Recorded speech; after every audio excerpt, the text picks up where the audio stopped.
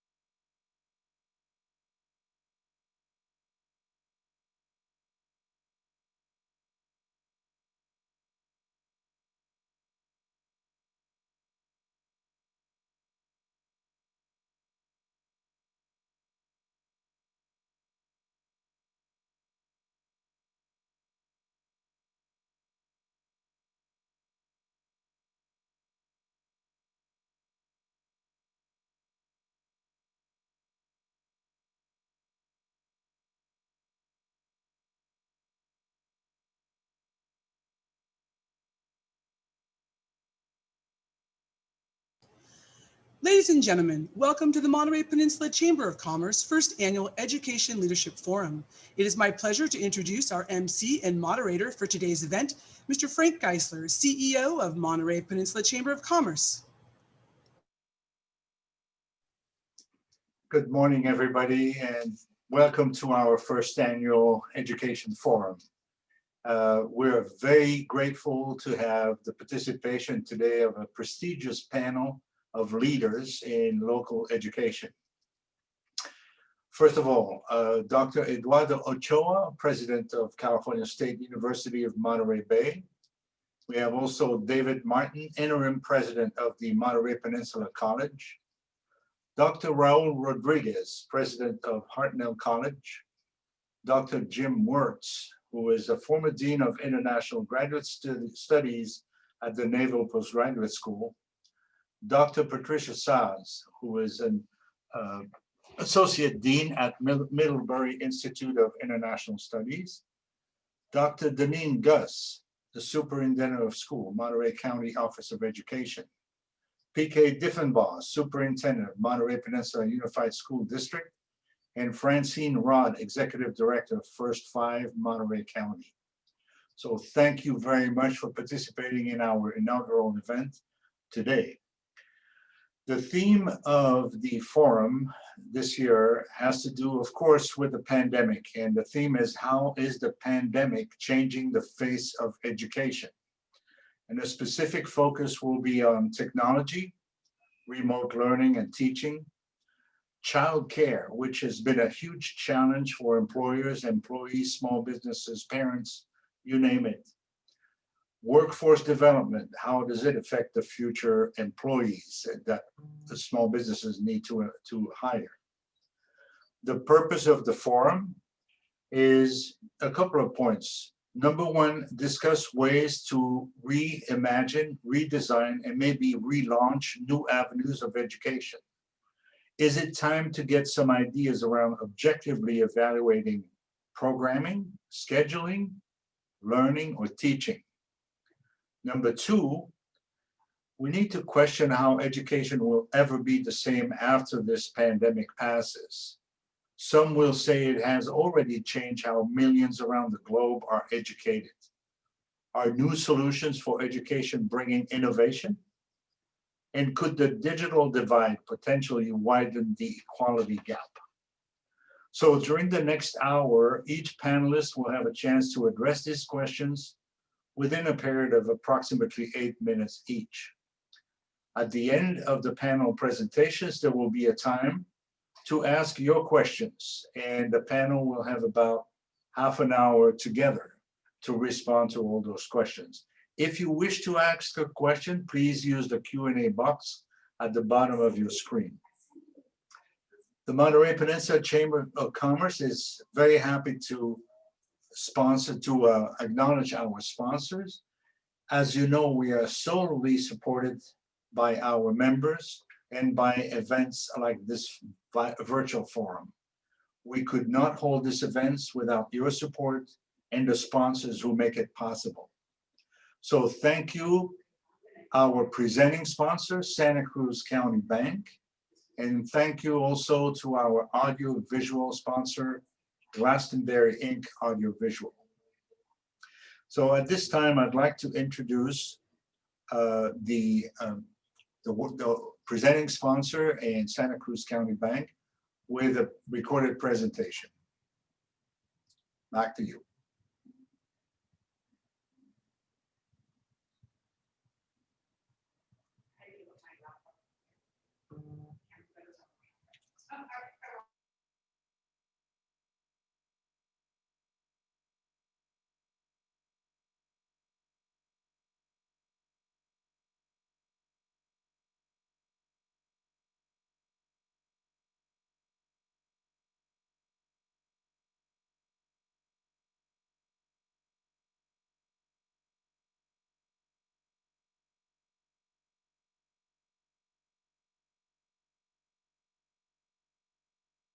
Protection Act was announced, the entire staff of Santa Cruz County Bank worked around the clock to submit as many loan applications as they possibly could.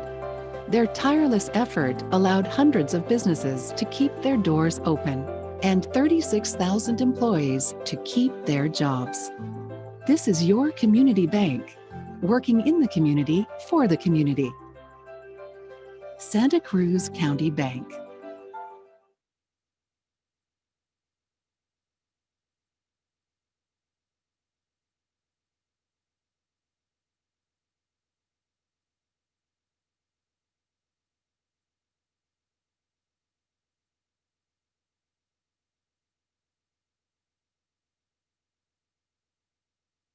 Hello, I'm Rich Aiello of Santa Cruz County Bank. We are honored to be the presenting sponsor of the first annual Education Forum. We believe you'll find this timely webinar of value during these unprecedented times. I'd like to tell you a little bit about the bank and share some exciting news. As you saw from the video clip, Santa Cruz County Bank is committed to helping small business navigate through the pandemic, saving jobs, and helping put our local economy back on track. Partnering with small business is our #1 priority. In fact, the bank has been providing banking and lending solutions to small businesses for the last 17 years. I'd like to share some exciting news about our expansion into Monterey. We've recently hired a team of well-known local bankers to serve this community, and we've opened up a loan production office at 288 Pearl Street in Monterey. This is where you will find me, and you'll be able to meet the team. Next, our full-service branch, currently under construction, is expected to open in early 2021 and will be located at 584 Munris Avenue in Monterey on the corner of Munris and Webster. Our entire team is excited and is looking forward to starting new long-term relationships, offering personalized banking solutions while providing exceptional customer service. Santa Cruz County Bank is a top-performing bank in the state, specializing in commercial, SBA, and agricultural lending. In closing, I would like to thank all of today's guest speakers, and I'd like to thank the Chamber for providing us with this opportunity to present the first annual Education Forum. Thank you. Good day.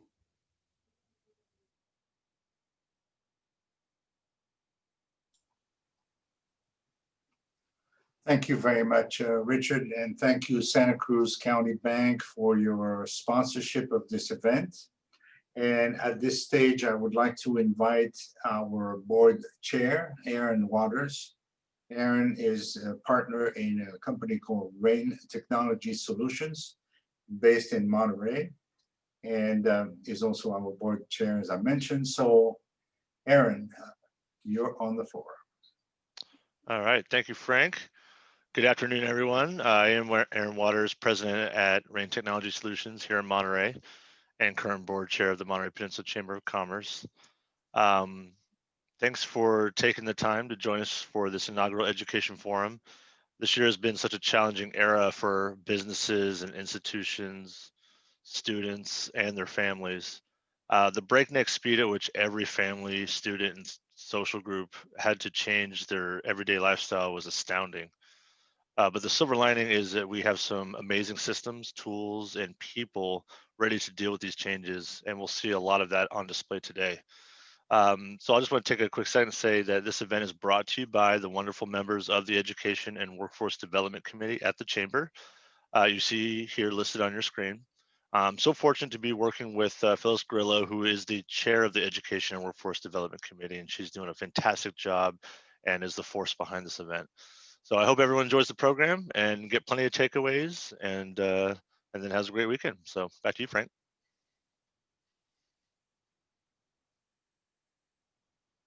Thank you very much, Aaron, and thank you,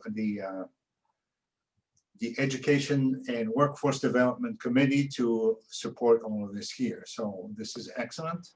So let me just turn this on here. There you go. So I would like now to get started with the forum. And as I mentioned, we have a couple of questions to ask everybody. And to begin with, welcome to the forum, Dr. Eduardo Ochoa, President of California State University at Monterey Bay. Dr. Ochoa, the floor is yours. Thank you. Thank you, Frank. Pleasure to be here at this inaugural education forum. So as was mentioned earlier, this pandemic has drastically changed the pace and the texture of life for all of us, both in our personal lives and in our businesses. And the university is no exception. In March, when the situation called for it, we took a week off from our ongoing semester at the time, spring semester, and pivoted to a virtual instruction, essentially 100% virtual instruction with very, very few exceptions. This was a massive undertaking, inconceivable at any other time. Higher education and traditional universities have been wrestling with distance learning and remote technologies for decades, really. And while we did it to some extent, there were still large portions of what we did that did not involve that. So this was really quite an amazing pivot, and it went off quite a bit better than we expected. Obviously, there were some glitches, and the pedagogy may not have been the best initially in every case, but we did pretty well. We finished the semester, and then our system did something that made it a national leader, which is the CSU system decided to go virtual in fall of 2020, while many other institutions were still dithering and agonizing about whether or not to do it. So that early decision gave us the time to prepare, to train our faculty, to conduct workshops, to adopt pedagogies geared for this new environment, and positioned us far better in the start of this fall semester than we were before, and than many other universities are. I think that at this time we're 98% virtual, with the exceptions being a few lab courses that have to be done in face-to-face modality, but of course observing all of the health guidelines and safety protocols.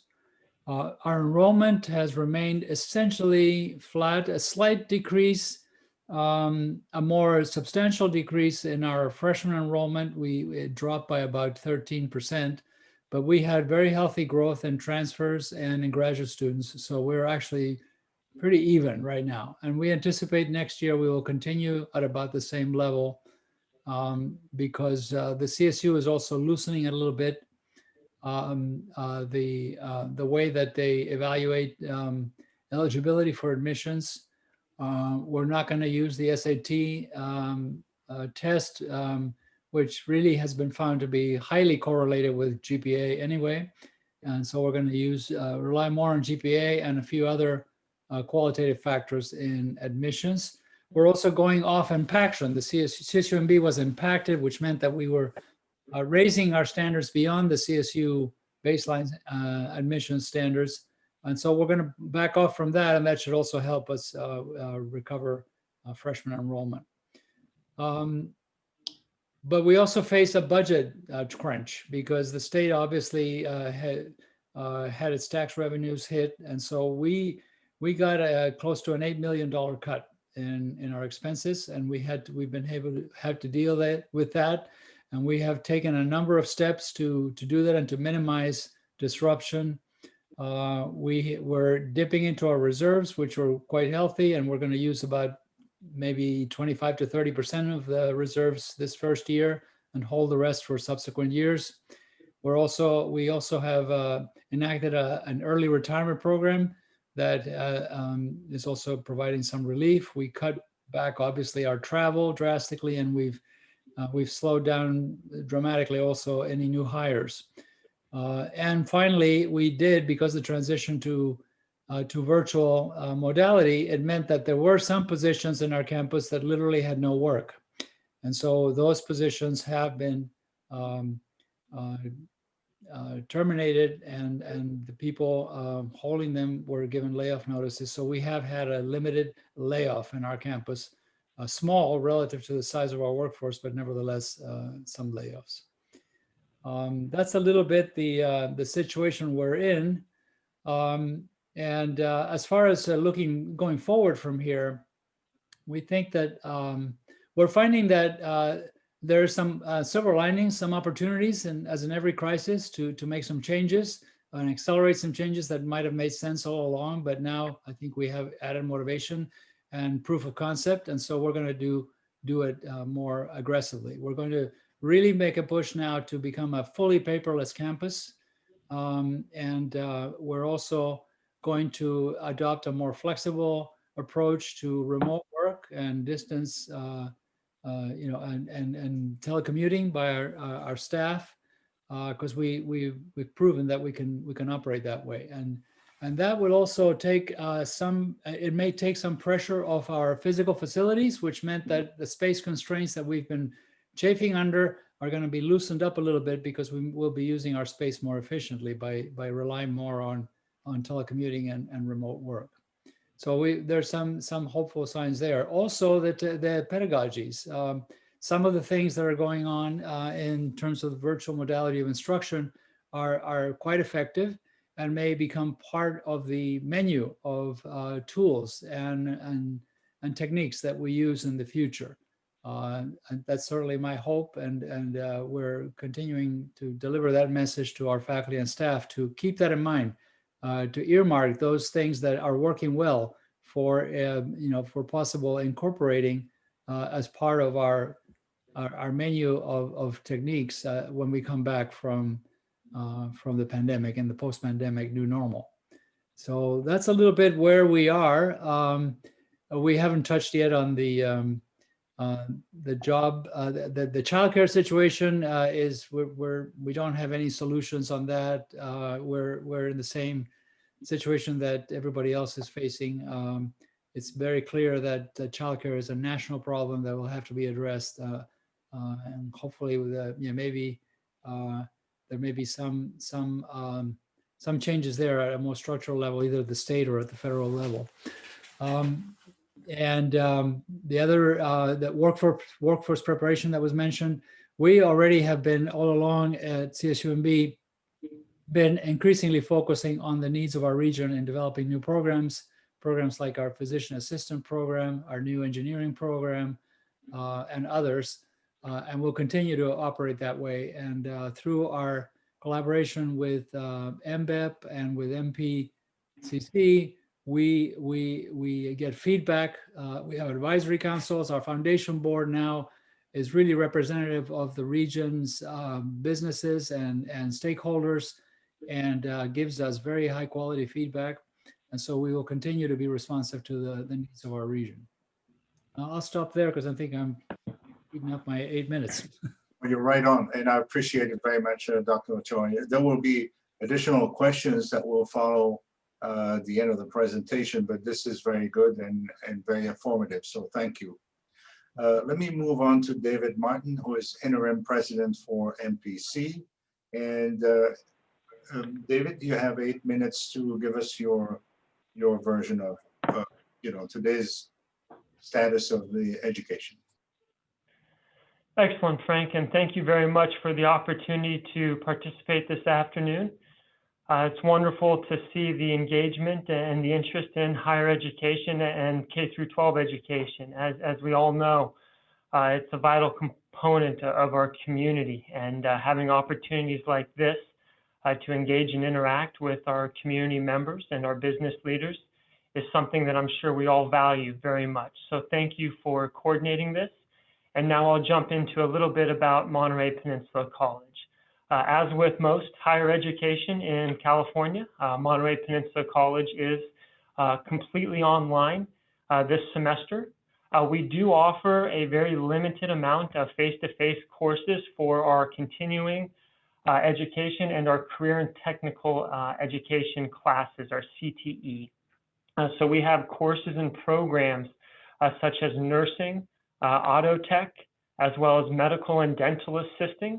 The college has received clearance from the Monterey County Department of Health to continue to offer these courses in the face-to-face modality.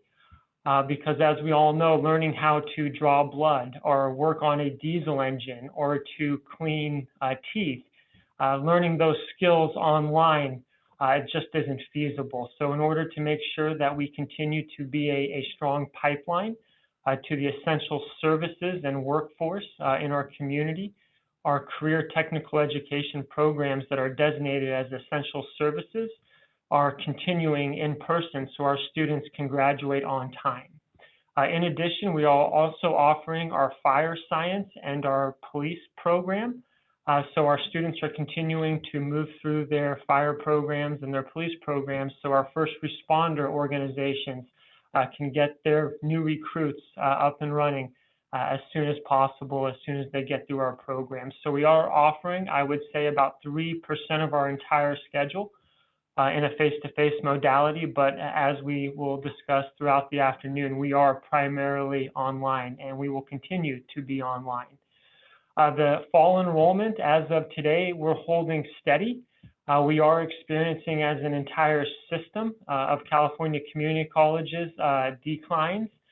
Those vary region by region and district by district, but we're excited here at Monterey Peninsula College that in a time of uncertainty, our enrollment is holding strong, which is a testament to the wonderful faculty and staff that we have here at MPC, and really kudos to the tenacity of our students. As we all know, being a college student in this day and age is like no other time. And the fact that our students are continuing to pursue their education and pursue their goals, it's extremely encouraging and humbling. And I could not get through this afternoon without recognizing their great work to continue to pursue their dreams.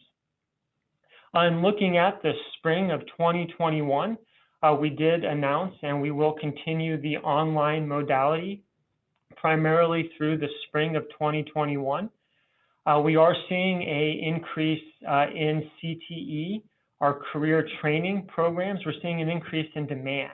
We're getting a lot more interest in individuals who may have been displaced by the current environment, who are looking for an avenue to get retrained, reskilled, and really learn a new skill set or profession so that they can now become competitive in a very different job market than it was 8 months ago. So as we move into the spring, we're really trying our best to make sure that we have a seat available for anybody who wants to come to MPC and learn a new skill or be retrained or take on a different career path potentially to set themselves and their family up for a brighter future. We are excited to announce that we did finalize a partnership with Comcast for a year's worth of free internet services. So any one of our students can utilize this partnership and obtain a year's free internet service at their residence or place of dwelling for a year, completely free.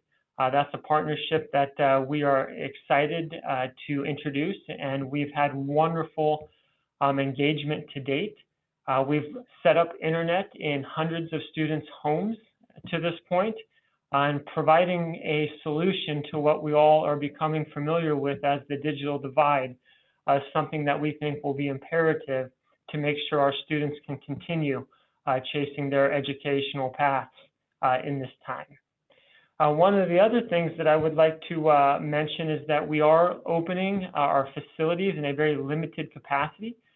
We do have students who need access to Wi-Fi. We do have students who need to print something.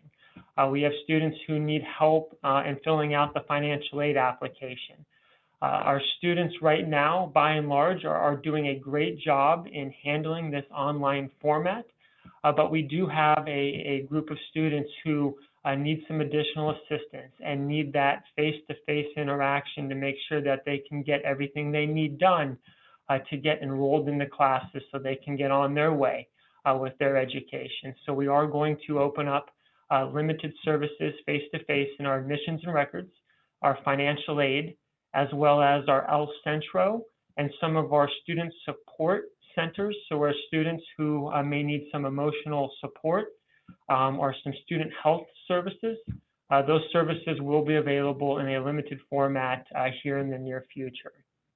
As Dr. Moderator mentioned, the state budget has been impacted due to the decrease in revenues regarding taxes.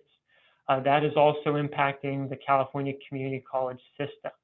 The community college system, and I'm sure we may get some questions about it throughout the afternoon, instead of implementing cuts, the community college system was handed deferrals. So we were promised our total revenue, but when we will get that is actually going to be later on down the road. There's no guarantee that that money will actually come, because as different budget cycles continue to develop, the promise of those deferrals may not come through when that time comes. So here at MPC, we're being mindful of our spending. We are making sure that we do everything we can to provide our resources directly to our students. One of our goals as a campus is to not have any layoffs, to not have any furloughs. So any employee that started with MPC pre-COVID-19 will be with MPC post-COVID-19. That's a commitment that we wanted to make to our campus community, and something that we're going to work diligently on to make sure that we can come through with that promise. And then lastly, one of the things that we will continuously do as a college and really as a region of higher education is to really speak with our students, speak with our community members to identify areas that we can improve upon. Online education, doing it from 0 to 60, it did not occur perfectly. So we are still, as a system and really as a country, working out the kinks, and we will continue to do so.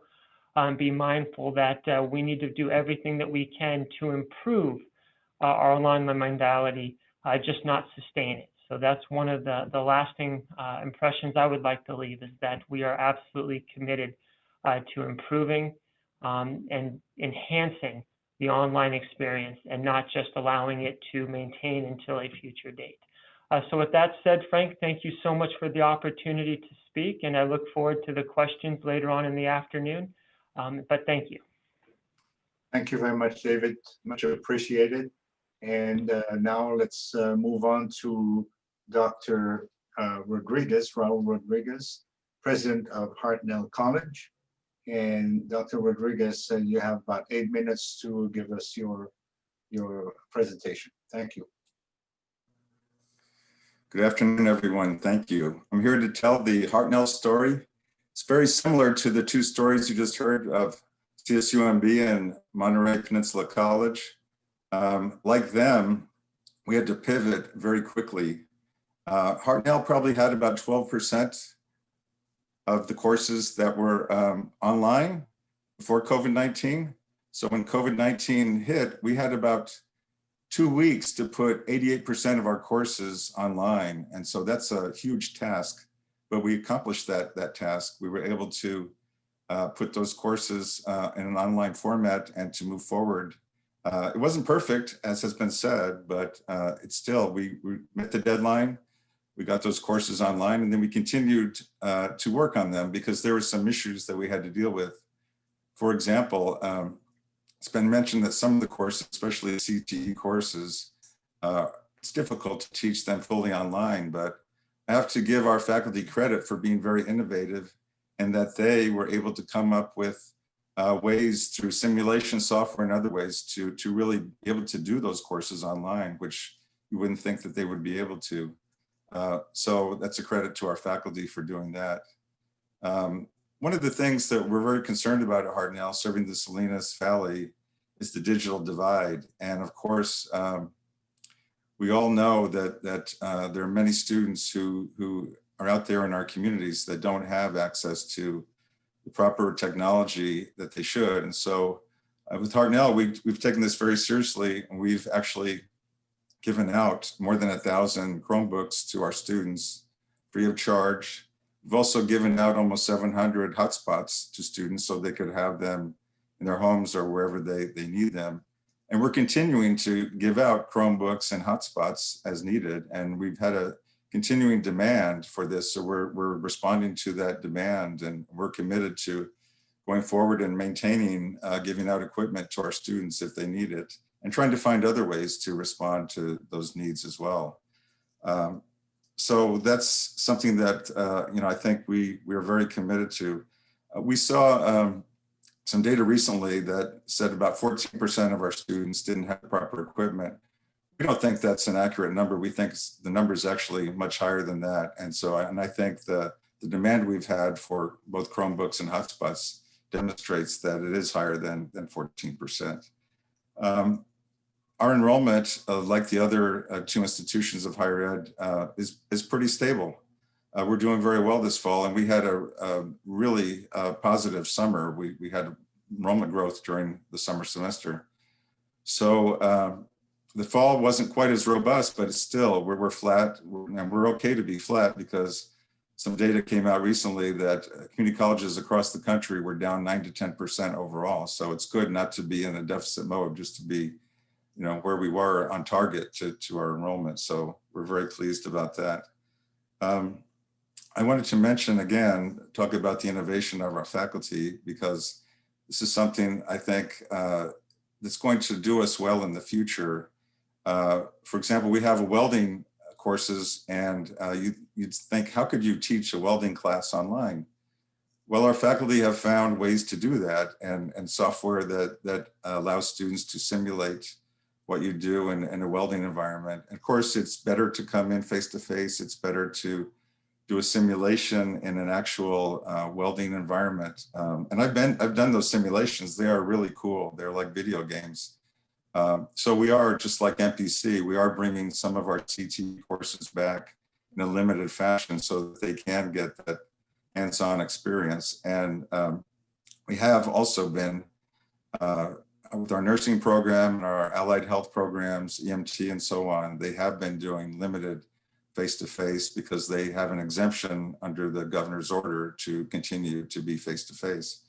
But that's very limited fashion. And one of the things that not the digital divide, but the COVID-19 has really pushed us to is that I don't think we're ever going to go back the way we were before COVID.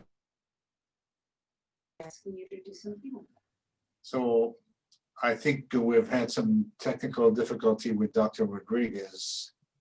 So if we can move on to the next panelist, Dr. Wirtz, and then we'll go back to Dr. Rodriguez when this is over. So if I have Dr. Wirtz on.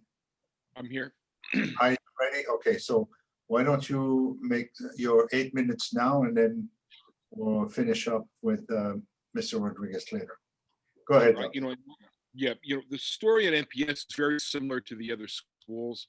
It's a story about going rapidly online, bringing a whole university online.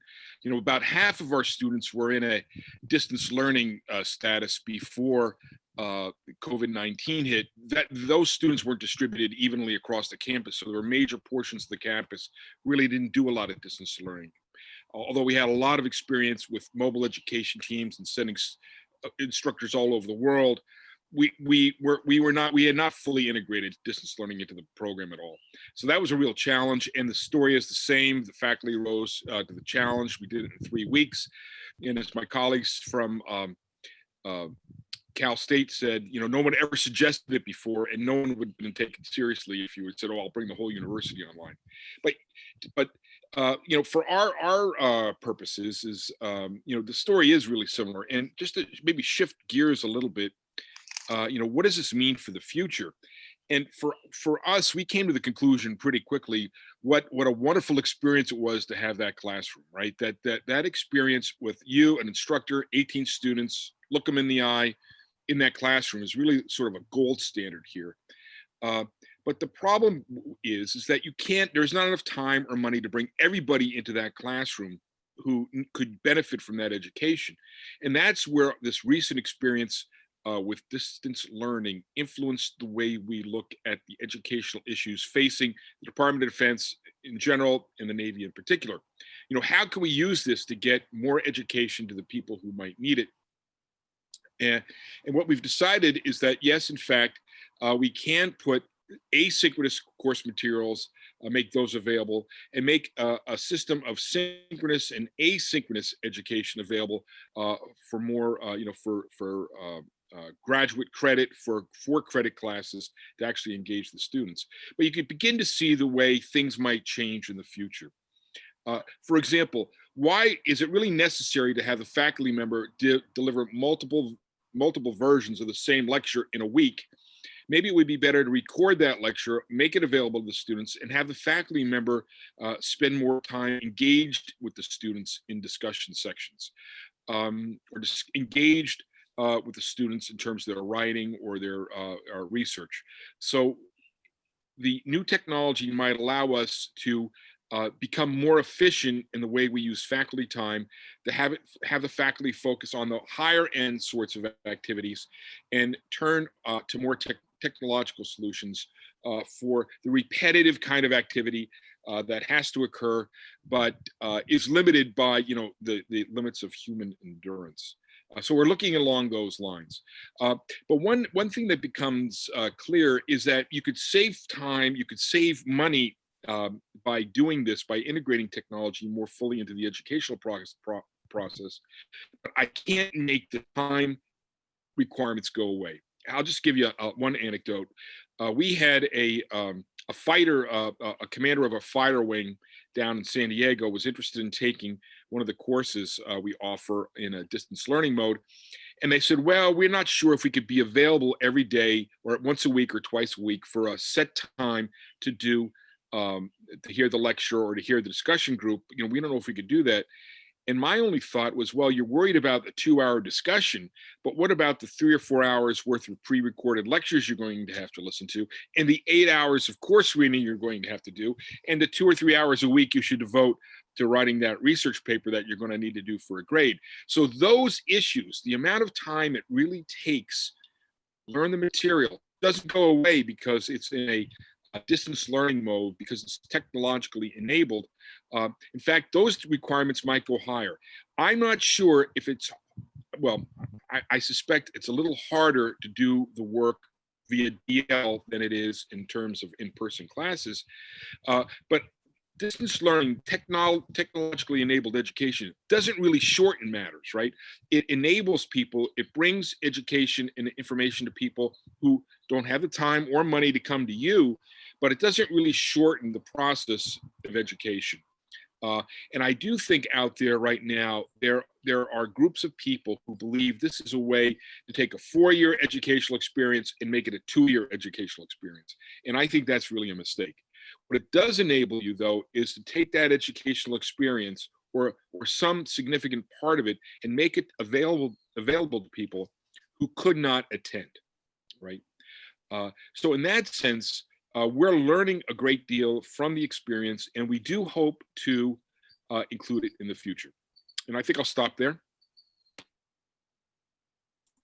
Very good. Well, appreciate you jumping in a little bit earlier. And we have questions regarding NPS, and I really appreciate your spending the time because in the realm of education, of course, we have a lot of representation of military on the peninsula.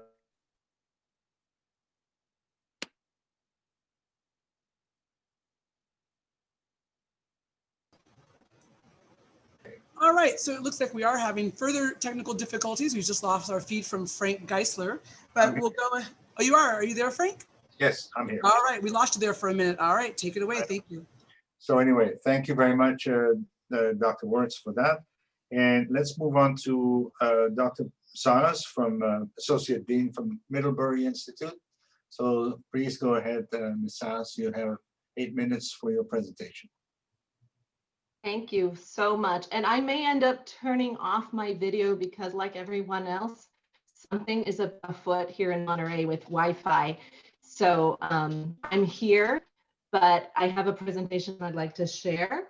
And I'd also like to extend a thank you to the Chamber of Commerce for including Middlebury Institute in this session today, and also express the regrets of our Dean of the Institute, Jeff Dayton Johnson, who wished to be on and actually teaching a development class in this class, so he can't make it today. As the rest of my colleagues on the panel talked about, I wanted to share some information about the exchange agreements we have with our local partners, our other educational institution partners, and updates from our research center. So just like everyone else, as of March, we've been working from home. There's a very limited number of faculty and staff on campus. We do have a commitment to wage continuity, like MPC mentioned. So Middlebury as a whole has preserved the staff and faculty wages. We're really, really grateful for that. Everyone's been working extremely hard over the last months to get us ready for the fall semester being completely online. Obviously, there's been a learning curve, and as Dr. Ochoa mentioned, we've also been learning a lot about working remotely and becoming a paperless campus. So in some ways, it's made us be more efficient because we've gotten off of our addiction to paper in some ways. I just shared this photo with you. This is my colleagues on the executive committee, because we've also gotten creative in terms of sharing, joking, keeping our community together. After this many, many months of the pandemic, we're starting to worry more and more about wellness of the staff, faculty, and students, as others have mentioned. And so there's been a renewed focus on the wellness benefits that are available to our faculty and staff, and on ergonomics, because I don't think anyone expected to be home, working from home, so many months. So while I might have been working, and I am working at my dining room table, I finally went and got my chair out of my office because it's better for my back.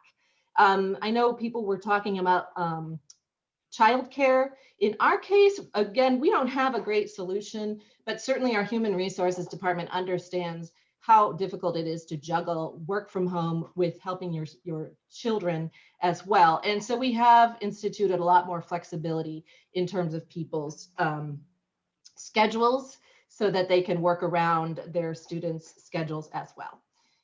In terms of the lessons learned, thankfully, we were already in the process of creating a couple of online programs prior to COVID. And one of those programs is our professional certificate in Spanish community interpreting. So we had some capacity among faculty and staff. We launched a new master's program that was fully online, the Accelerated Master's in Translation and Localization Management, that started this fall. But we saw a renewed commitment on the part of our faculty to learn how to be better teachers of remote instruction. And so over the summer, like many other faculty members around the country, we did summer boot camps with faculty called Camp Design Online, and we had great participation among faculty, despite the fact that they normally would be using their summers to do their own consulting and research. For the Monterey community, I think it's important for you to know that our international students still want to be here. They want to have the overseas experience of studying in the United States. We are having some, we're still in a mode of waiting and seeing what happens in 2021 with federal regulations around international students. So we're keeping a very close eye on that. But our students, particularly our students in our translation. Desktop is a guess, but it doesn't matter. It's all good. Can you hear me okay? Okay. Our students who are in the translation and interpreting programs in particular are very interested in staying in the United States. And I also want to let the local community know that we recently did a survey of our students, And about 37%, so over a third of the student body, is still here in Monterey. That means they're hoping that in the spring there will be some opportunities for getting together, even in socially distanced ways, on campus. So while we've made a commitment in the spring that we will still be remote and offer all of our classes online, we are now brainstorming ideas as how we can give some access to our campus and our community in the spring. And so we're in the process of figuring out how that might work. As far as the future outlook, the things that we've learned, I was just at a conference, a virtual conference this week with the University Professional and Continuing Education Association. They reported that since April, there has been an increase in the massive online courses that are known as MOOCs, as well as alternative credentials. And so the Middlebury Institute is seeing kind of a blurring of lines between full-on degree programs and professional development opportunities for working professionals. That means we might be looking at increased ability to offer modularized teaching and learning for professionals that started with this accelerated entry online translation localization management program that launched this fall. It was meant and designed for working professionals to study part-time with us and earn their master's degree with us online. But I think you'll see more and more of this in terms of our ability to offer smaller bite-sized components of education in the areas of expertise that are the Institute's niche areas. In terms of, this was something that was of interest, we do have partnership agreements with both Naval Postgraduate School and CSUMB.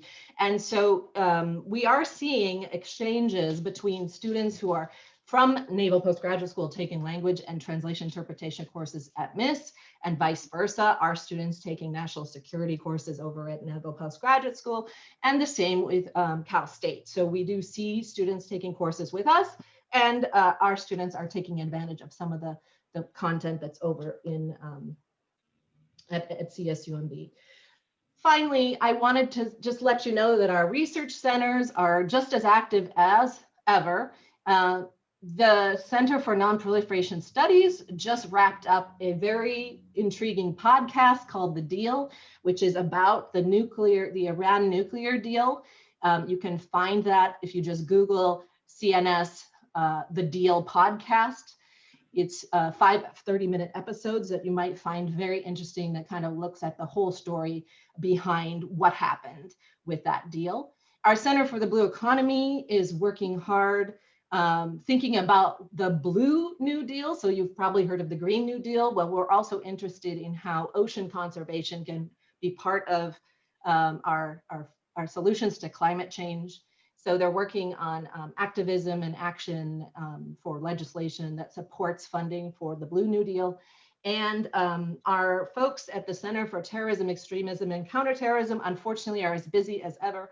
The director of that research center just recently wrote an article for Slate, October 8th, regarding this whole interesting thing that happened in Michigan with the governor of Michigan.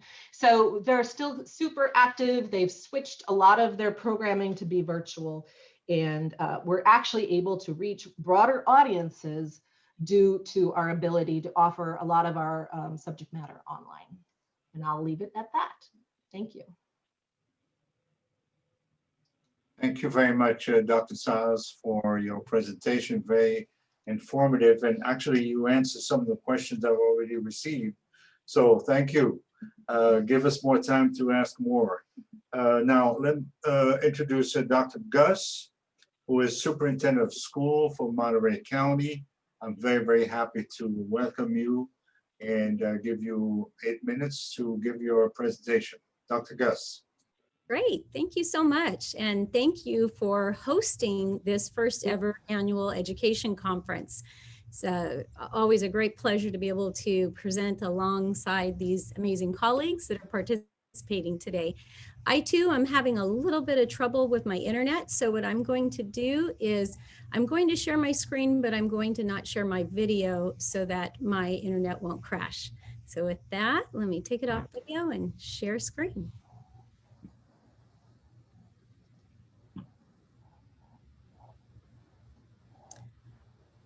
Okay. Well, again, I just want to thank the Monterey Peninsula Chamber of Commerce for hosting this first ever educational forum, and of course for inviting me to join in this very important discussion surrounding the changing educational landscape throughout our county, our state, and of course right here within Monterey County. I've just had a great opportunity since the pandemic hit in March to watch our educators, our students, our families, and our communities grapple with the tremendous and ever-changing shifts to our schools. This experience has definitely posed some interesting challenges for us all.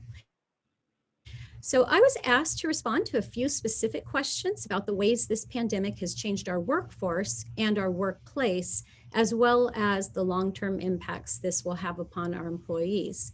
So I'll first respond to those questions and then also just give a brief overview of some of the lessons learned and the changes that we've experienced in public education.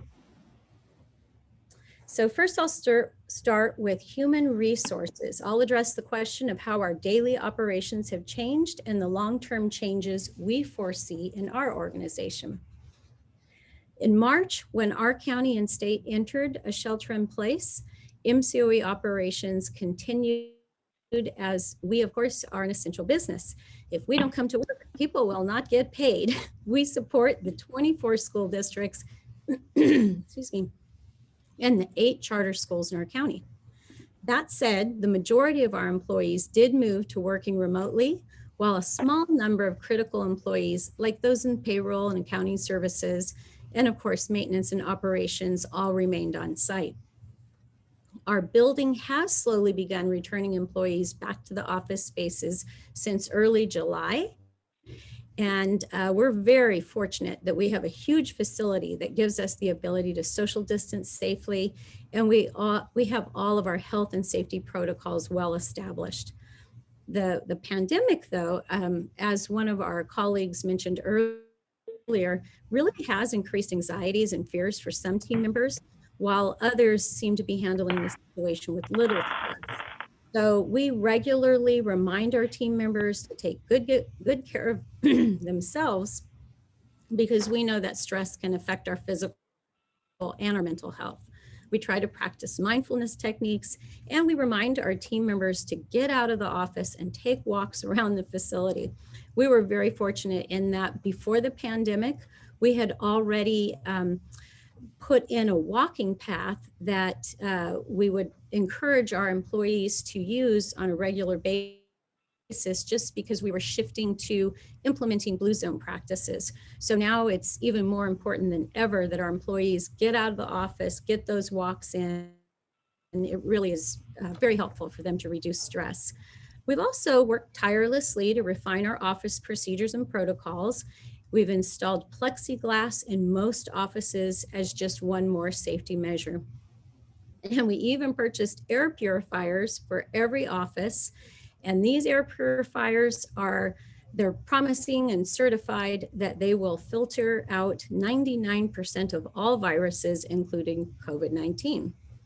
So our office is currently closed to the public, and we are asking members of the public who need to talk with us about specific services to call, email, do video conferencing instead of in-person services as much as possible. But those services that must be conducted in person, we are pre-scheduling and ensuring that those who will need to enter our office follow all of our health and safety protocols. Now, long-term, we will certainly keep in place some of the technological advances that we put in place during the pandemic. For example, we began using DocuSign, Google Shared Drives and documents and other tools instead of passing paper from desk to desk. And of course, we're going to continue to use virtual conferencing to bring together our districts and our schools throughout the county as much as we can, because it has really actually increased the attendance at our meetings, and for obvious reasons, right? Some of our school districts are 60 to 90 miles away from the County Office of Education. And so being able to WebEx or meet via Zoom has really allowed those employees or school districts that would have attended in person, or no, let me rephrase that, that would not have been able to attend a meeting now actually can attend because they can squeeze those meetings in and via Zoom or WebEx. The other thing that I think has been huge for us is that, or our learning curve, I should say, is that because we're now able to conduct so many meetings, some of our employees are getting Zoom fatigue. It's a real thing. And we are trying to remember this as we plan events and meetings so that we don't have participants experience Zoom fatigue. The next question I was asked was in regard to military members with credentials from other states. And I just wanted to share that the California Commission on Teacher Credentialing, also known as CTC, has established a pathway for educators that hold a comparable teaching or service credential from out of state. So the CTC has established a policy that allows the first-time application fee for full or service credential to be waived for a military spouse whose family is moving to California due to military orders. There's also an additional CTC policy that expedites their application. MCOE's credential office receives numerous inquiries on what the process is for applying for a credential for those out-of-state folks. And our office guides them in the process and often submits the application to the commission on their behalf. Now, in addition to this path to becoming a teacher, many other paths exist. MCOE just finalized a public service announcement sharing the many reasons to consider entering the teaching profession. And we're hoping to air these on local television very soon. So we're hoping that it will help college students, new graduates, and those considering a career change to enter the rewarding field of teaching. And I'm going to give you a sneak peek as to what our website page will look like. So when the public service announcement airs, it will then share this website so that anyone interested in becoming a teacher can just quickly look at the website and see step-by-step exactly what they need to do to become a teacher. The next question I was asked was, how do you think the situation with this pandemic has affected women leaving the job market? So according to a recent report by the National Women's Law Center, more than 865,000 women have dropped out of the labor force between August and September 2020. Nearly 1.1 million workers ages 20 and over dropped out of the labor force. But of those workers, again, 865,000 of them were women, a number that's 4 times higher than the 216,000 men who also left the workforce. As families across the country struggle to figure out how to keep their jobs while also making their children or making sure that their children are safe and cared for and are learning every day, it's really the women who are choosing to stay home for the most part to take care of the children. So I'm not really sure what the long-term consequences will be, but this is what we're seeing thus far. We also do have an increased need for low-cost, high-quality 0 to 5 care for our children in our communities. But I'm sure Francine, when she speaks, will speak a little bit more about this. Our number one priority right now is to get our residents to continue to reduce the spread of COVID-19 so we can return our students to in-person instruction. I know one of my colleagues spoke earlier about the fact that remote learning is definitely, working for many, but it is not working for all. And so getting back to in-person instruction definitely is our priority. Schools provide so much to our communities, and one of the critical services is providing a safe place for students age 5 to 18 during the workday. So many districts are actually partnering with the YMCA and the Boys and Girls Club to offer childcare for school-age children while the schools are closed so that parents can get back to work. Some employees are choosing to take short and long-term leaves to care for children at home at this time because they've just found it to be too challenging to care for their child while also trying to work from home. Now, I want to just share a little bit about what we experienced. I know one of my colleagues earlier stated that when we had to close our facilities and go to distance learning, it was very, very quick, and we weren't really well prepared for that shift at the time. But we've learned a lot, and I just want to share some of the things that we've learned and what has distance learning actually changed. So to name just a few of the things that have changed or that we've learned that distance learning has changed the place, the time, and the way students learn. Instead of a classroom, students can learn via a device and can learn along with their teacher, synchronous learning, or they can learn at their own pace, asynchronous learning. This opportunity to allow for instructional minute flexibility really helps to meet the wide variety of individual student needs. We're also seeing an increase in enrollment in homeschool and online learning programs for some families who have found this new way of learning really fits their students and their families' needs. And they hope to continue learning in this manner even after the pandemic. So that's been interesting. Schools are implementing one-to-one device programs, and you again heard some of our colleagues earlier speak to the fact that many of our schools did not have a one-to-one device program prior to the pandemic. So this whole pandemic really made it a necessity, right, to go to distance learning. But I have to say that the CARES funding that the schools received made it a possibility to actually be able to implement these one-to-one programs. For schools that did not receive CARES funding, because we do have some in our county that were not that fortunate, we started a digital divide task force, which has been raising funds to purchase the devices for the schools that didn't have enough funding. And to date, I'm very proud to say that we've raised $2,117,660 to purchase these very, very needed devices. Our goal, though, is $3,500,000. So we're not there yet, but we're well on our way. We also have a lot of work to do in training our teachers how to best teach in an online format, and our students and parents, because we do have students and parents who are also still struggling with that shift.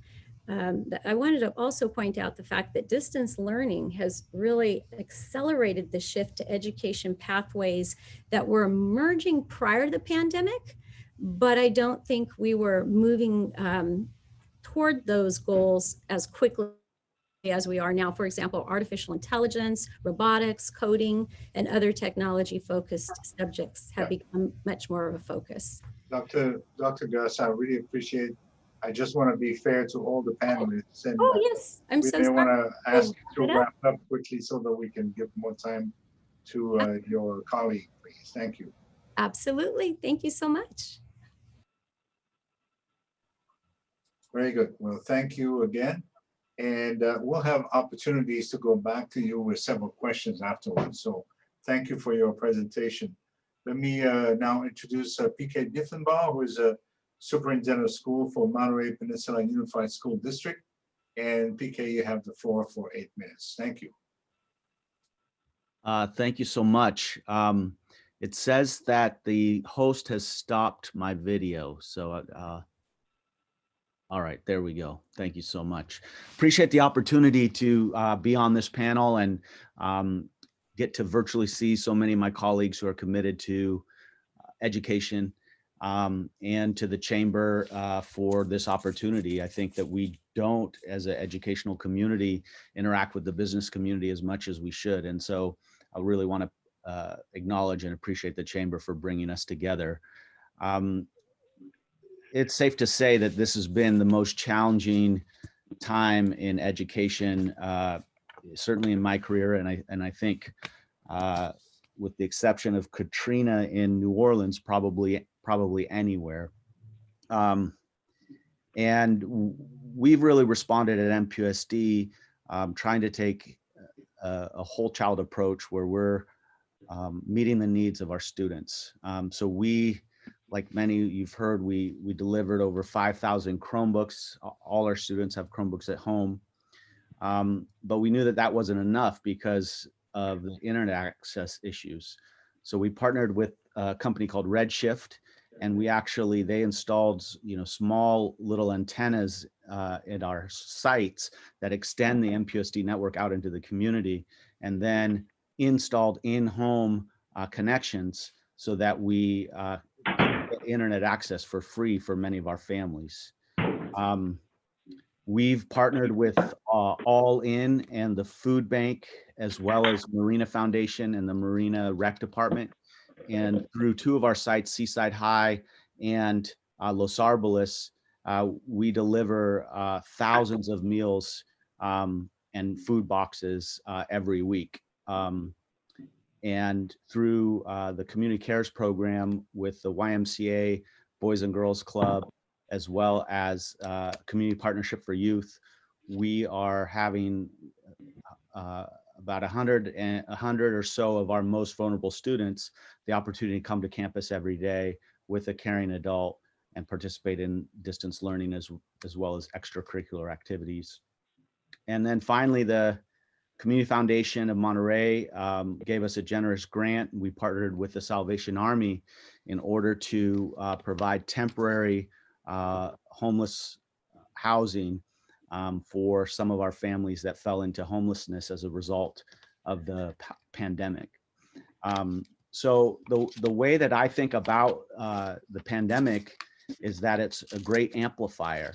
It shines a bright light on things that have been existing within our systems for quite some time, and particularly a focus on the inequities that exist within public school systems. And so we have around 1,700 homeless students. About 17% of our student population qualifies as homeless under the McKinney-Vento Act, meaning a lot defined as not just temporary housing, but doubled or tripled up into a house or an apartment. And it's amplified the digital divide. It's amplified that some people have the ability to stay at home while other parents have to, largely low-income parents have to go out and work. And we've seen these inequities in our system for a long time, but this has shown a big spotlight on those. And so kind of in speaking about like what's the future, I think there's this allure that tech somehow is going to create a more equitable outcome. And I do think there are some opportunities with technology to change the game in education, particularly around anytime learning, competency-based instead of seat time, mobile in the individual personalized learning, all has a lot of opportunity, and I think has forced systems to address and try to be more creative than they have in the past. But in my mind, tech is not going to solve the equity problem that we have in our country and in our public school system. So I see the future as more of a community school model. So if you go up to Seaside High now, you'll see 3-4 days a week, we have food drives. We are starting a COVID testing site through partnership with the county and the state. You see we've run flu clinics through Seaside High. And I think that schools have always been central to the community, but we need to rethink what community schools look like. And the partnerships that I described, cross-boundary partnerships, not just with nonprofits, but with different parts of government, and then hopefully with the business community as well, really gives the opportunity, I think, to create a more equitable outcomes for kids. But I think it starts with a real acknowledgement that the playing field is not equal, and that a commitment to creating equal outcomes has to acknowledge that the starting place of our students is not the same. And are we willing to invest the resources that it takes to catch students up who are starting for no fault of their own, but given their circumstance, behind. And that to me, I think is a question, like, are we really committed to that? You know, I think we like to say that we're committed to that, but if we are, then our schools have to transform, I think, and become more focused on the whole child with greater partnerships and, frankly, with an infusion of resources and to a level that we have not seen. And so that's what I hope the future of schooling is. I think tech has its place. I think that it will change the game in many, many ways, but it alone will not address the tremendous social inequities that we have. And we need to try to address those in a different way through creating different types of schools. So thank you. PK, thank you so very much. It was very informative, as most of your colleagues have shown a lot of new ideas and good perspective. So at this time, I'd like to introduce Francine Rod, who is the Executive Director for First 5 Monterey County. You have 8 minutes to give us your. Great. Thank you so much to the Chamber for inviting me to come and participate. I too am going to go ahead, and it seems like we're having problems throughout the peninsula related to video. So I'm going to stop my video because I am going to share my screen and share a bit of a PowerPoint with you all that will hopefully help give a little bit of insight into the situation for early childhood in our county. I hope that this is one of several education forums that can continue. It's been a wonderful time hearing from my colleagues and hearing about the exciting work that's happening and how we can work together to make a future for our children that's different from the current reality.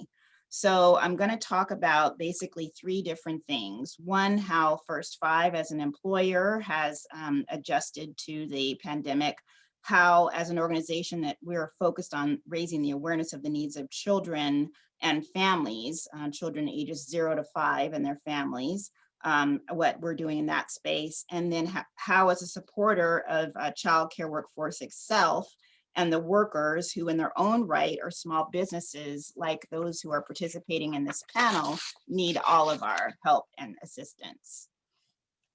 So as an employer ourselves, and again, this is a picture of someone who, as PK said, has the ability even to stay at home and work from home.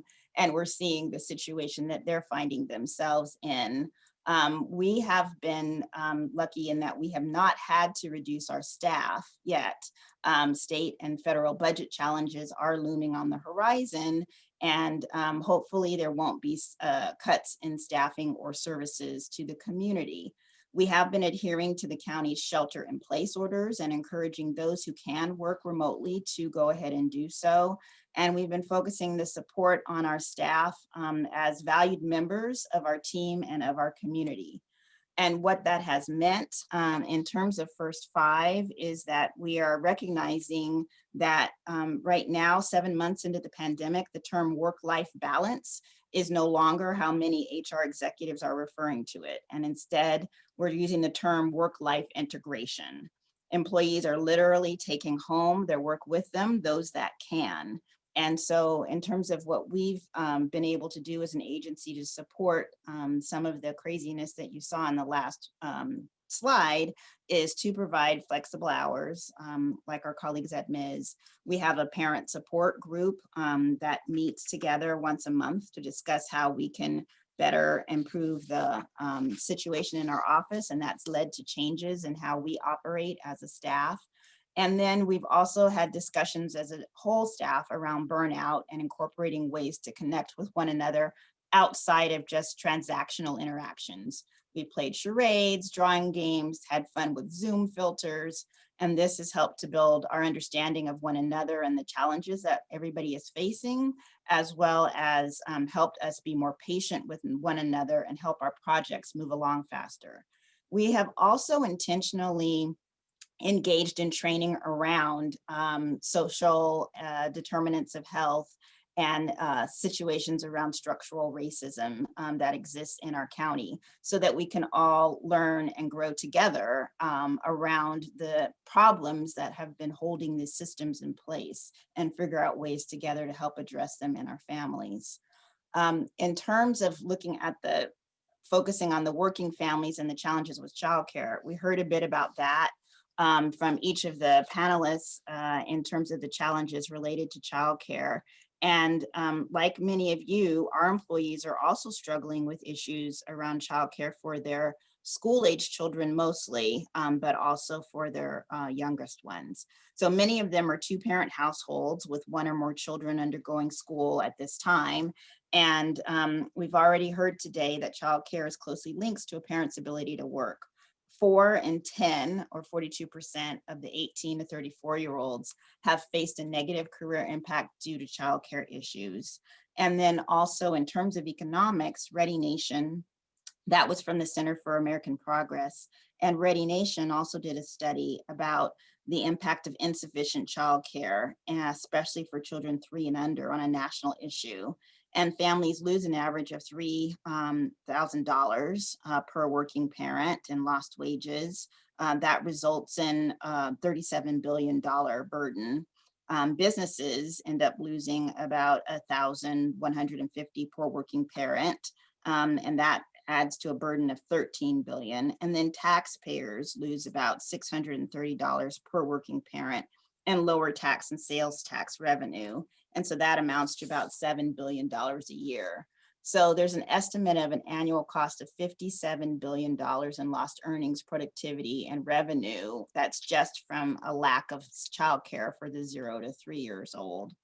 Then recently, the US Chamber also put out some statistics that talked about 1 in 4 employers are concerned that the workforce will not return to work due to childcare challenges. And Deneen spoke to some of those statistics, and I have more if we have time later to talk about the impact of women in the workforce.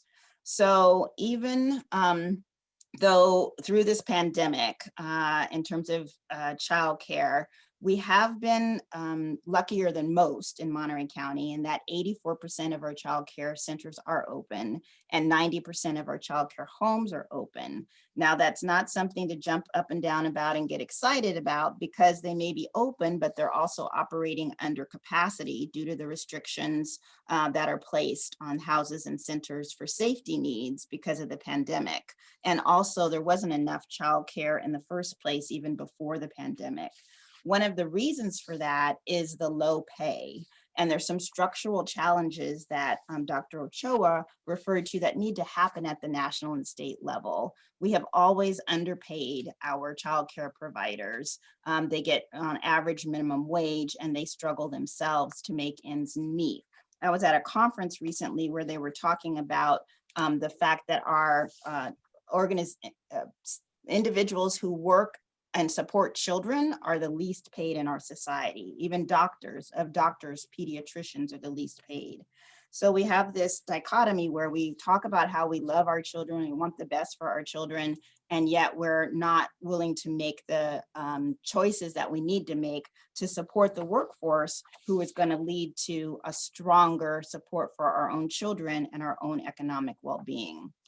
So in terms of some of the things that we've done and the way that the childcare has pivoted, we've helped them out by providing them with supplies to support their efforts and their work. We have changed the ways, you can see in the bottom left, some of the training has happened, and we've also provided shelter and play boxes to support families during the pandemic.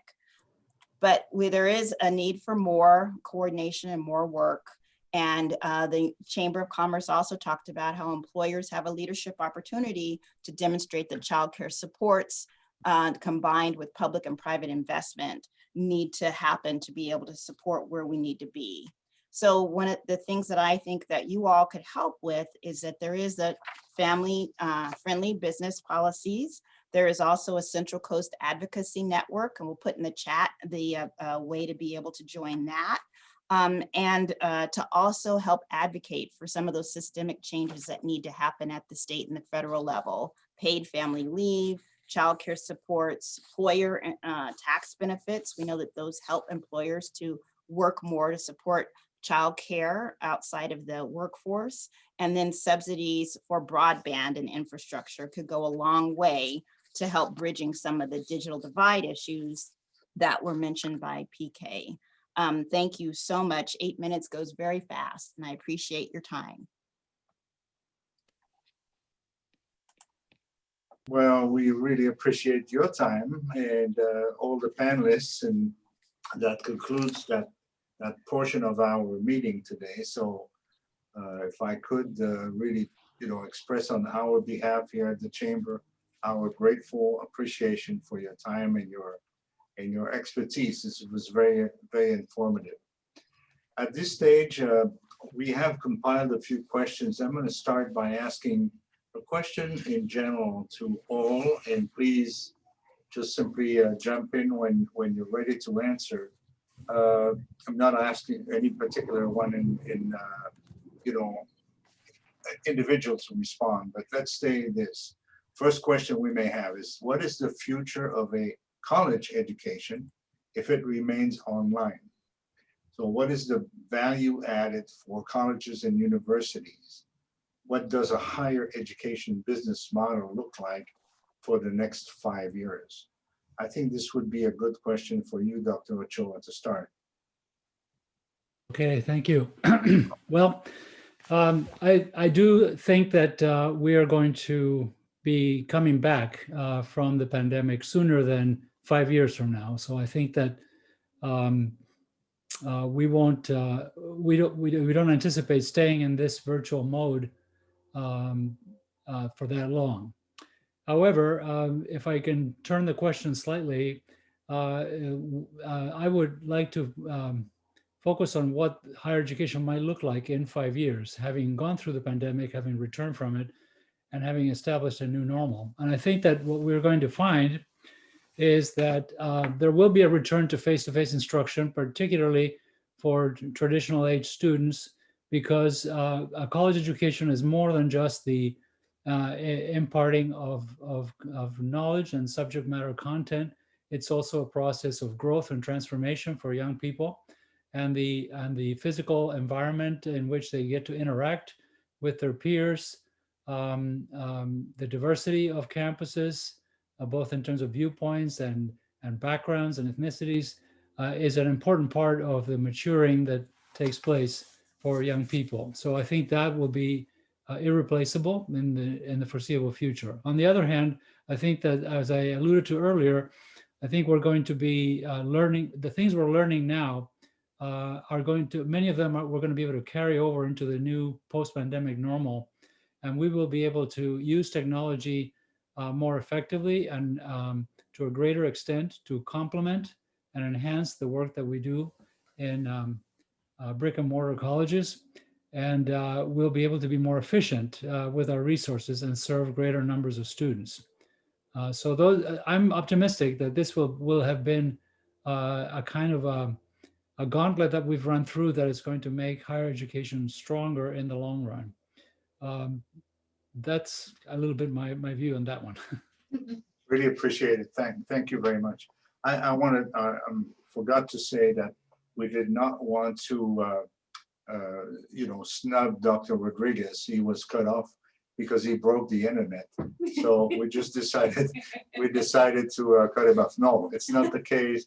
We want him to be part of this. And he suggested that we move on directly to Q&A. So Dr. Rodriguez, if you're there, you want to address that question? So what's the value added for college university, and what is the future of college education if it's online exclusively? So are you there? Sure. Yeah. Yes, I'm here. So I agree with Dr. Ochoa. I think, we've really been kicked along by COVID-19 and have gone to places with technology that we were planning to go. We've gone there much faster than we had originally planned. For example, with our student services, they're all online now, and we were moving in that direction, but now we're there. We're offering counseling, we're offering admissions and records, everything is online now, and we're probably not going to go back to the way it was before. We're going to maintain a lot of these services that are online. And same with classroom instruction. I think we had a lot of faculty at Hartnell and other colleges who didn't want to teach online. And now that they have that experience, I think they can see some of them. It's harder when you first start out, but once you get past that hump, then there's a lot of advantages to teaching online. So I think we're going to have a hard time getting some of our faculty to go back teaching face-to-face. So we have a lot of issues to deal with as we move forward. So our business model probably isn't going to change. I think we were moving away from brick and mortar in the traditional way. We're probably not going to build many fully functioning comprehensive campuses in the future. And Hartnell's approach has been to build centers. So we built the El Salle campus.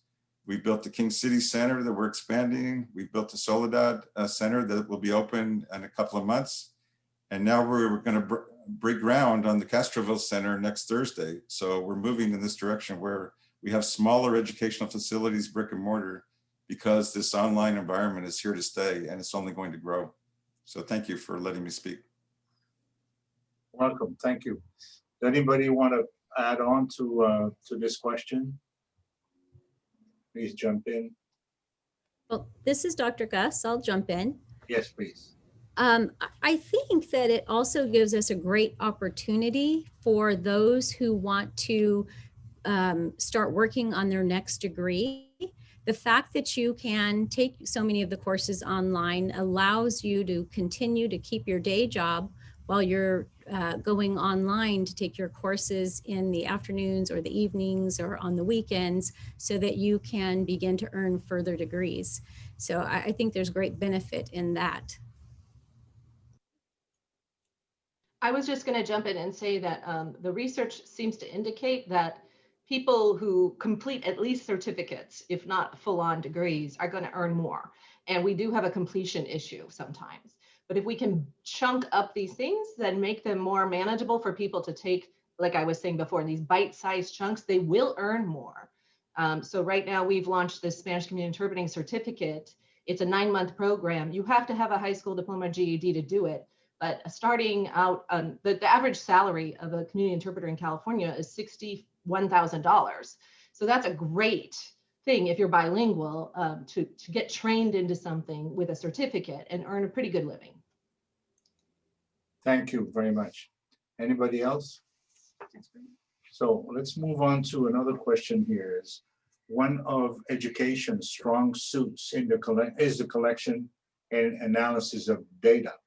So what plans does education have to collect, analyze data being generated, and how can it be made available for the use of business to rebound from the pandemic? So collecting data and then transfer that information to the business so we can use it. How can you participate in this?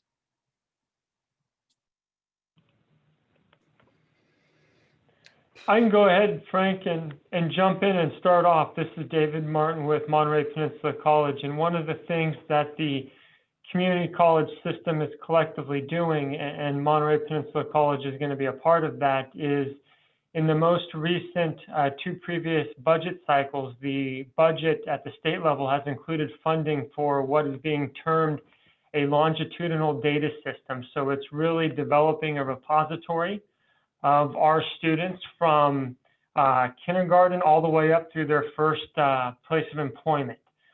So it's really collecting all of that information as our students matriculate through public education and then ultimately end with their first place of employment or a different place of employment. So that's a data system that is being developed at the state level, which I think will be invaluable to us as a system of public education, because it'll allow us to really magnify and identify where some of the gaps may be, especially as we look at devoting resources to those students, as Dr. Diffenbach mentioned, that are starting the race a little bit behind everybody else. So that is something that we're very excited to be a part of.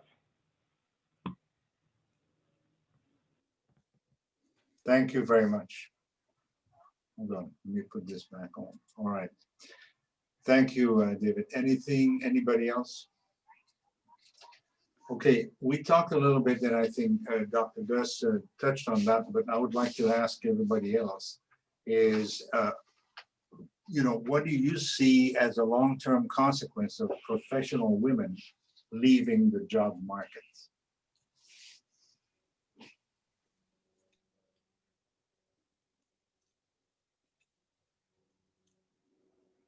I guess I don't necessarily accept the premise that this is a permanent phenomenon. To the extent that it's driven by the pandemic, I think it'll be reversed once we come out of it.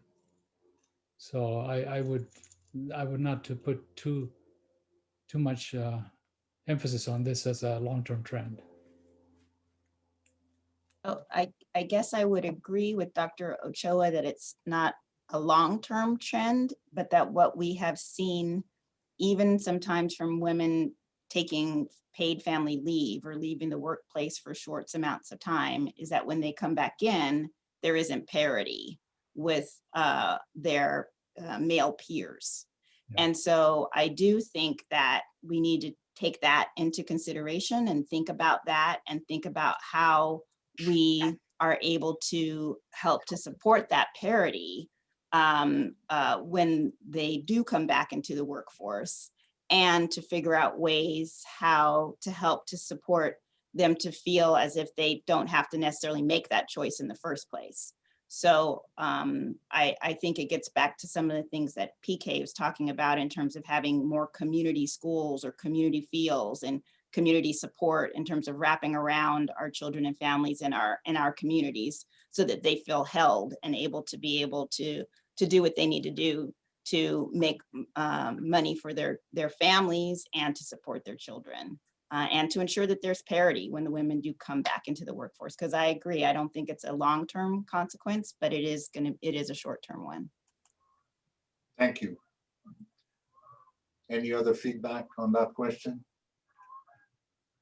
So this is particularly for MPUSD, and there's a question that regards the military outreach. So what does MPUSD have any military outreach program in place that recognizes the stress of military families as they follow their careers? Programs which highlight the desirability of MPUSD and opportunities for incoming families to select their school district of choice. So this is particularly for PK. Sure. Yeah. So we work closely with the military, and each installation has a military liaison that is focused on the collaboration between schools and their particular, whether it's Defense Language Institute or Naval Postgraduate School. And we have a number of things we do in terms of the social emotional support. So one is we received a DODEA grant that allowed us to expand the mental health services for our military impacted students by providing an extra trained mental health provider on campus at our most military impacted schools. We also were able to start what we call S2S, students to students, so that when new military families come in, they're adopted by an existing student and kind of made to feel welcome and transition in. And then the military itself has what they call MFLACs, but it's additional mental health providers as well. So we have gotten, since my time here, this is my 7th year, we've gotten 3 DODEA grants, one for mental health, one for STEM education, and one for like robotics and computing. In terms of the question around district of choice, I'm not sure what that's getting at, but in California, in our nation, most of our nation, you're based on where you live determines what school district you go to. In our particular context here in the Monterey Peninsula, 2 districts to the MPUSD South, Pacific Grove and Carmel, are what we call basic aid districts. That means their property tax per student is so great that they get to essentially keep that property tax. It doesn't go to the state. And so it's a situation where Pacific Grove gets about $1.5 dollars per student than we do. And where Carmel's over $2 per student, twice as much funding for student. So by design, you have a system where the more affluent communities who have kids who already have more opportunities and less challenges are also getting the most resources to educate. So I think there may be a thought of, well, military families coming in, why can't we go to Carmel or Pacific Grove where they have more resources? And still stay in military housing on the peninsula, and that's a larger question, right? That's not a local question. That's a question for our state and our nation. We've decided to fund schools by local property taxes, which in design leads to the inequities of more wealthy neighborhoods having more resources for their kids and their schools. And that's by design. So if we want to redesign that, I'm all for that, right? I'm all for redesigning that, but that will take people who have a more privileged environment, giving up some of that privilege for others who have less privilege, right? And that are we ready for that, right? Are we ready for that as a society? Because that's what it would take. Thank you. Here's a more general question that one of our attendees asked, is that, do you see employers helping to offset the cost and time for their employees to pursue certificates and degrees as in the past? Do you see that happening? Okay, I see Dr. Saz saying yes, so go ahead, tell us. If more people are going to be working remotely, they're going to need to reskilled. And so 75%, I just, again, was at a conference this week talking about continuing education. 75% of employers indicate they're going to keep investing in employee skill development. So I do think you will see that. But again, we're seeing this trend of you might be doing these competency-based things, like I'm going to show you that I can do this one thing, get a digital badge and put it on my LinkedIn profile, that kind of a thing. So I think there'll be chunks of lots of big universities, the University of Arizona and Arizona State, they work directly with local employers, figure out where the skills gaps are, and they build the content around that. And so I think that we all need to be, and like Dr. Ochoa said, that's what you need to do. Look at your region, your top employers. Where are they not able to find the skill sets they need and build curricula to reach those gaps?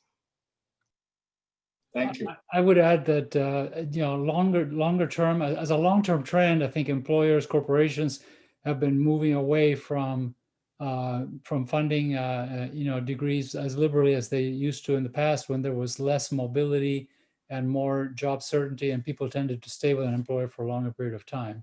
Having said that, I think that for specific needs and specific shortages, there is definitely a willingness to support that. We certainly we've relied on that willingness, for example, in the healthcare industry, to support our physician assistant program with startup funding, with scholarships for other nurses, et cetera. So I think that it will be much more it will be looked at as an ROI type of decision on the part of the companies.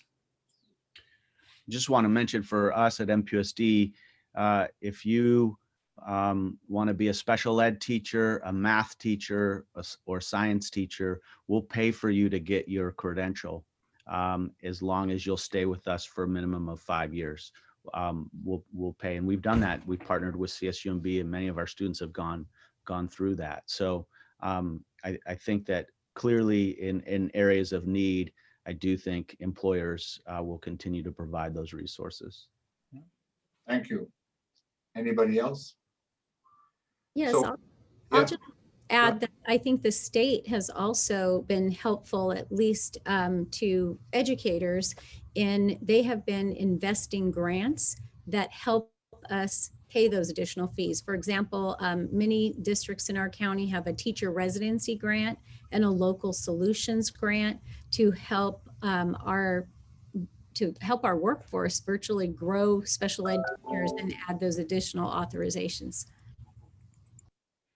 Thank you. speaking of this, many military members have professional credentials to teach. So what is the state of California or your institution doing to recognize teaching credentials from other states so that they can join the local faculty ranks? PK.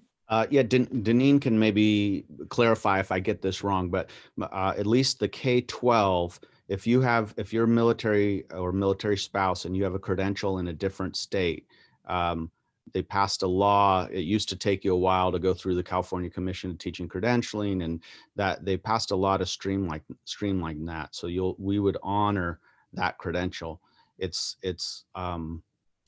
But they have to have a teaching credential in another state if they for K-12.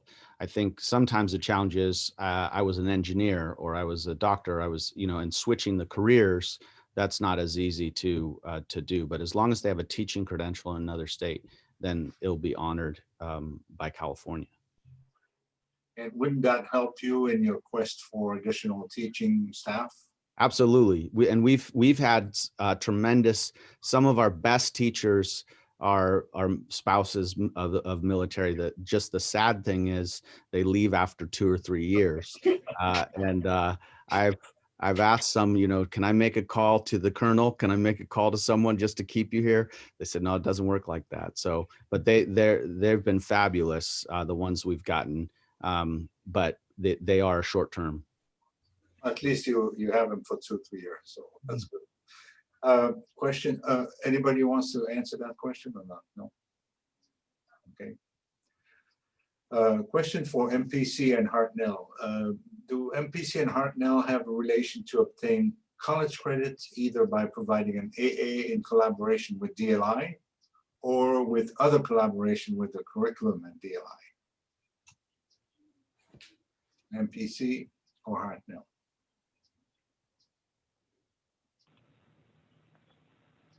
Well, I can go. Yeah, go on. I can go ahead and jump in first there, and thank you very much for that question.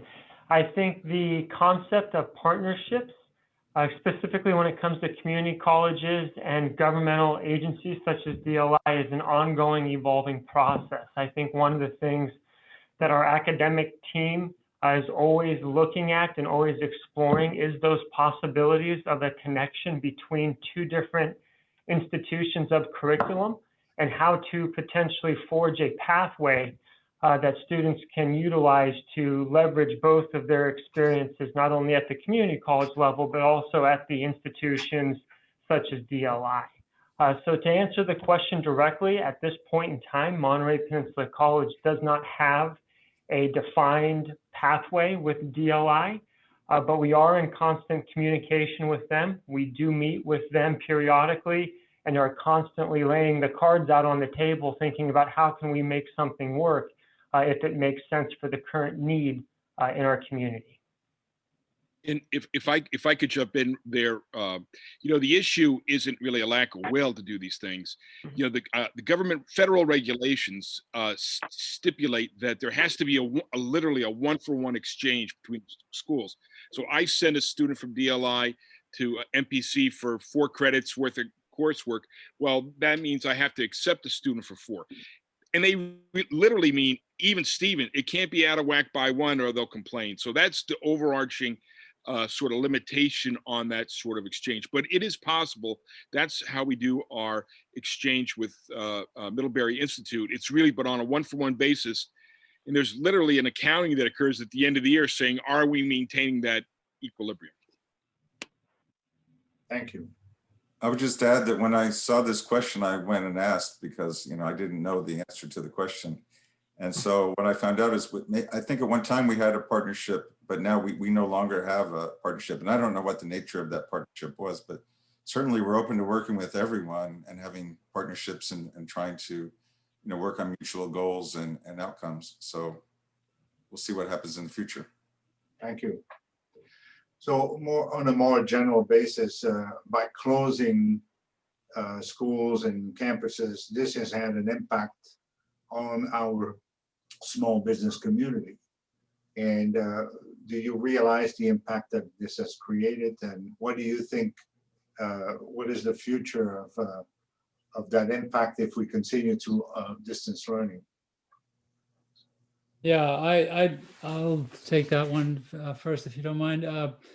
We realize that we are important employers and generators of business activity in our communities, and some of our peer institutions even more so than us, and we realize that effect. But we're also very sensitive to the fact that we can impact the community from a health standpoint. And we didn't want, our campuses to become vectors for the transmission of this coronavirus. So that the health considerations really kind of trumped any concerns about the economy. That hasn't been the case in other communities. There have been other institutions in other states, particularly private colleges, that they had all of their incentives lined up in reopening, because not only for the business community but also for their own revenue, and so they have engaged in a bit of magical thinking, and it's come back to bite them. I was just reading about a president that has had to resign from and actually it was a public one. It was an Oneonta campus of SUNY, where they had something like hundreds of maybe 700 cases of COVID, and it's been a total fiasco. So we didn't want that situation to emerge. So that really was the dominant, the overriding factor in our decisions. Thank you very much. Anybody else wants to chime in on this? So there was another question here that was interesting, is that how are you preparing students for new types of jobs that have not existed previously? It has Dr. Ochoa written all over it. So how do you do this? Okay, yeah, we're preparing students for jobs that don't exist today, and sending them out into a workforce that where they're going to have to change occupations multiple times, not just employers but entire occupations. And so the irony of this is that in my view, this is making a liberal arts based education more valuable than ever, because it really prepares people to be lifelong learners, critical thinkers and problem solvers, and gives them a methodology for tackling new problems that have not been encountered yet, and new situations. So if you have those skills are truly portable to whatever work environment that you find yourself in the future. So I think that in some ways the liberal arts based education that U.S. higher education has is going to really come in. It's going to be even more. Not only is it transformative on a personal level as a human being, enriches your life, but now it's actually even more valuable from an economic and practical standpoint. If I could follow up too, it's not that the students, how is it going to change the students? What I found is how it changed the faculty already, right? That they've all of a sudden become more tech savvy, and people who had never given thought to pedagogy, right? If the students don't understand, I'll shout louder would be the response. Those people now are really engaged with the technology. In fact, to such an extent that if you just jumped in on a conversation, you would not understand it, given the different applications, the different AI. There are ways to monitor what the students are doing without having to look at them on the screen, that sort of thing. Are they on chat rooms on the side? Are they texting? Are they doing everything else? You could actually do that in real time. So I think the faculty, as I think maybe you did, President Ochoa, that you said that we were heading in this direction, but it really pushed us along. It did. We probably jump-started this by at least a decade, I would say.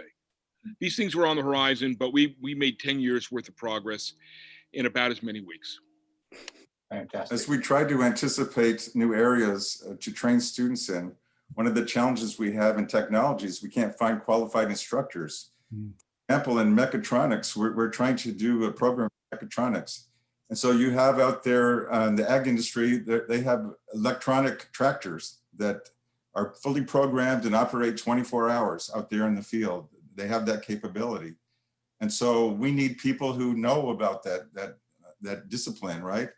And we're having a hard time finding people. So luckily Taylor Farms and some of the other companies have lent us some of their personnel to help us.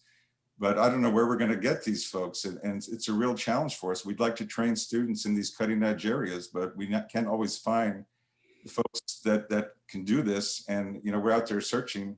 And sometimes in these breaking areas, folks don't have the credentials that many of our institutions require because they have come from different backgrounds and have, you know, the different type of credentials that, you know, the badges that was talked about before and these kinds of things. They don't necessarily have the traditional type of credentials that we look for in public institutions.